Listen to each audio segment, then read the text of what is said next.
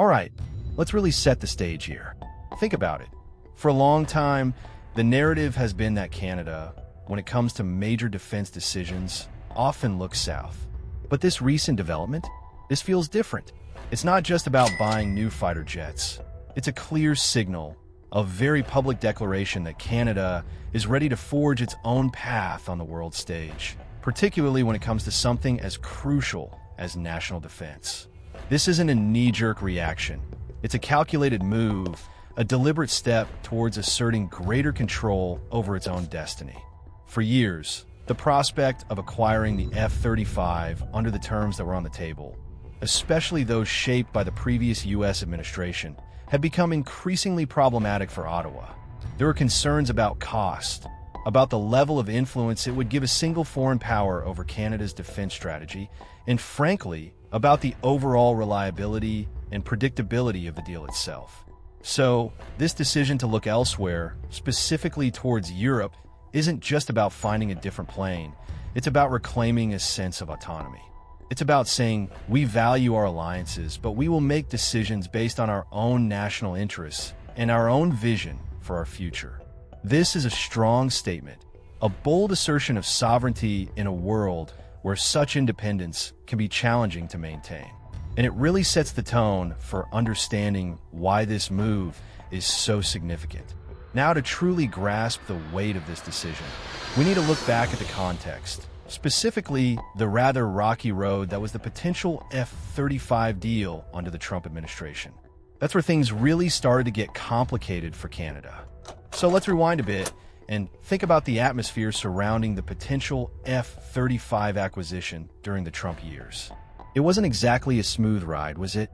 There was a constant cloud of uncertainty hanging over the whole thing. Remember how often things seemed to shift, with potential price tags fluctuating and new conditions possibly being introduced? It created a real sense of unease for Canada. You can imagine trying to plan your country's defense strategy when the terms of a major procurement deal could seemingly change on a whim. Beyond just the financial aspect, there was also the broader political context. The relationship between Canada and the U.S. during that period wasn't always the most harmonious. There were trade disputes, differing views on international agreements, and an overall sense of unpredictability in Washington's dealings with its northern neighbor.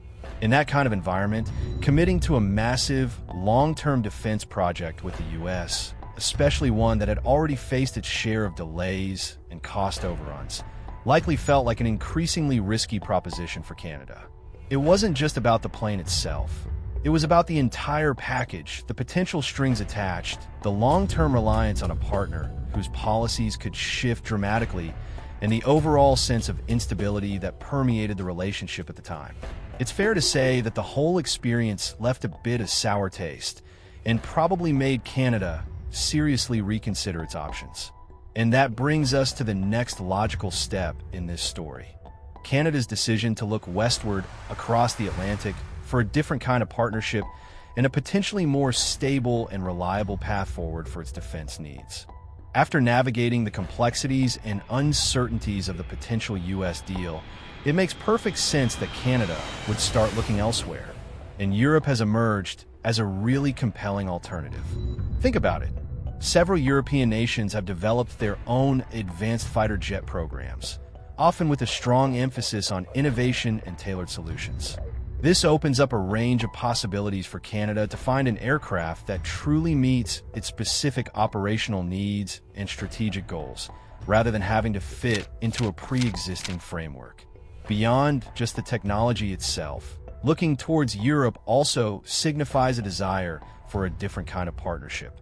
Many European countries share similar values with Canada regarding international cooperation, multilateralism, and a commitment to a stable global order. This alignment in values can lead to stronger, more reliable collaborations on defense matters, potentially fostering deeper technological exchange and joint development opportunities down the line. It's not just about a transaction. It's about building a long-term relationship with partners who have a similar outlook on the world.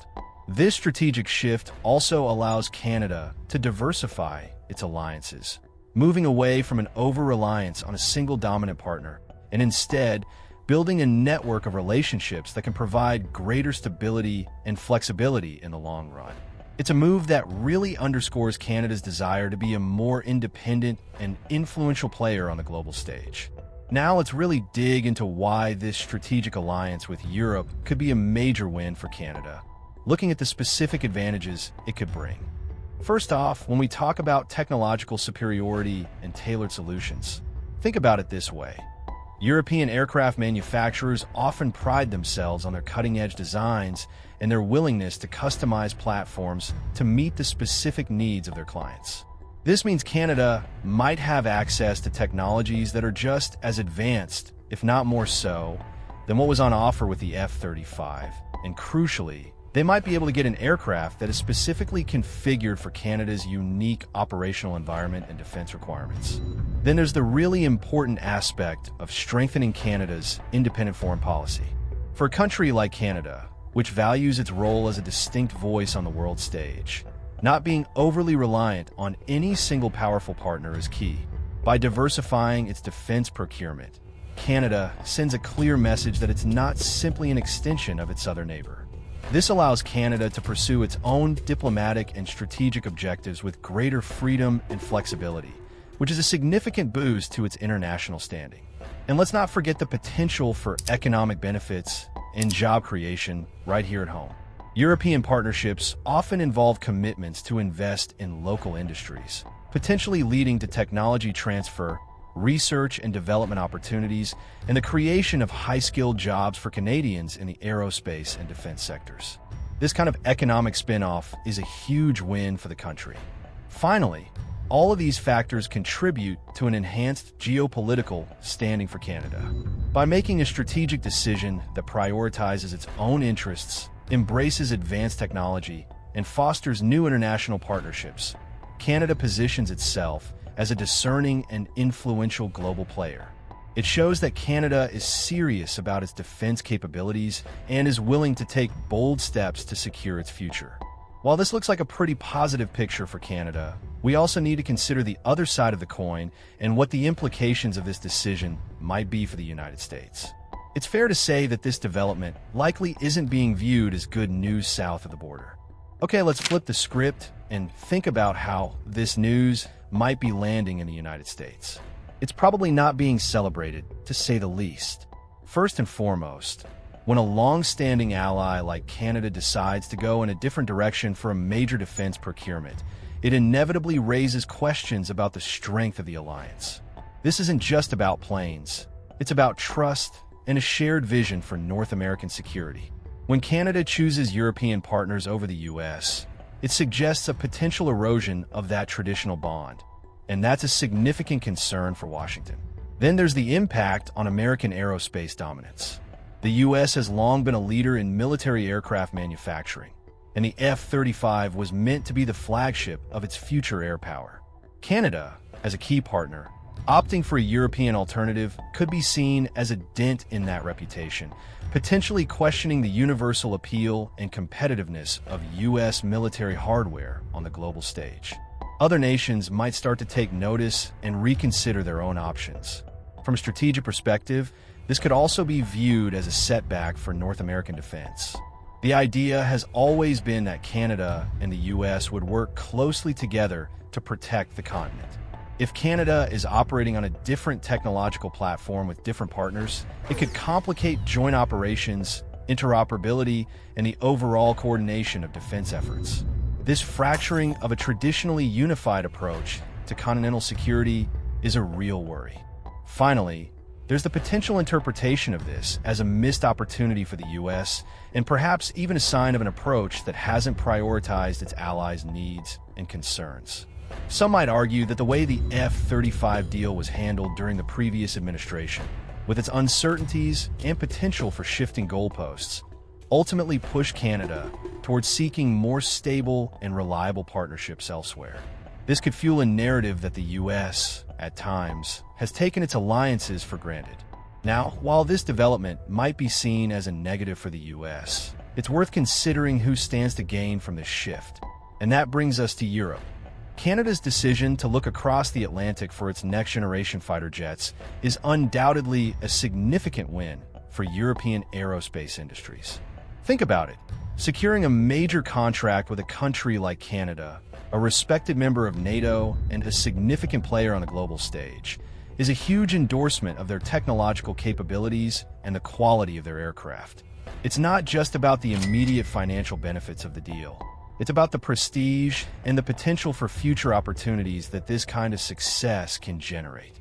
This development also really highlights the strength of the collaborative approach that many European nations have taken in developing their defense technologies. Often, these projects involve multiple countries pooling their resources, expertise, and industrial capacity to create truly cutting-edge systems. Canada's decision to partner with Europe can be seen as a testament to the effectiveness of this collaborative model, showing that it can produce solutions that are not only technologically advanced, but also competitive on the global market. Furthermore, this move could have broader implications for international partnerships in the defense sector. It demonstrates that countries are increasingly willing to look beyond traditional alliances and explore opportunities for collaboration with a wider range of partners based on their specific needs and strategic priorities. This could lead to a more diverse and interconnected global defense landscape, where innovation and collaboration are key drivers.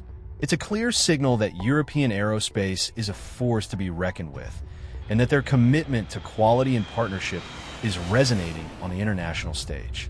And with that, we come to the final thoughts on this significant development and what it all means for Canada and the wider world. It's a really significant moment in the country's history. By choosing to step away from the long-debated F-35 deal and instead forge new partnerships with Europe, Canada is sending a clear message about its priorities and its vision for the future. This decision underscores a desire for greater independence in its foreign policy, a commitment to securing the best possible technology for its defense needs, and a strategic focus on building relationships with partners who share its values and offer reliable collaboration. It feels like Canada is really taking control of its own narrative here, deciding on its own terms what its defense future will look like. This move has the potential to bring significant benefits, not just in terms of military capabilities, but also in strengthening its economy through new industrial partnerships and enhancing its standing on the global stage as a thoughtful and decisive player.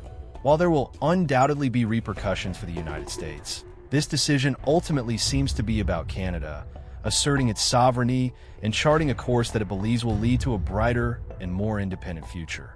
It's a bold move, and it will be fascinating to watch how these new partnerships with Europe unfold in the years to come.